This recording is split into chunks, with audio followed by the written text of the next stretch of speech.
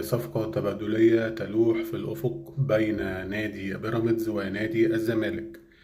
بنسبة كبيرة محمد صبحي حارس مرمى نادي الزمالك هينتقل في هذا الشتاء في يناير إلى إلى بيراميدز، وينتقل من بيراميدز أحمد ميهوب الحارس اللي شفناه في كأس الأبطال هينتقل إلى نادي الزمالك. وفي أخبار ولم يعني منتظرين التأكيد ليها إن القيد الشتوي هيبقى لنهاية فبراير. هل الكلام ده هيبقى صحيح؟ هيبقى مصلحة كبيرة أوي لنادي الزمالك، يعني يقدر يأيد صفقاته الشتوية كلها ومعاه شهرين مع إيقاف. يعني أنت غربلت الدنيا من أول وجديد. فأتمنى خلاص الصفقات في الطريق وكل حاجة بتتظبط وفتح القيد بيخلص وكل يوم في جديد. هي بس فترة الأجازات دي والبنوك والكريسماس وأعياد الكريسماس دي الموقفة الدنيا، لكن خلاص كل حاجة بتخلص إن شاء الله.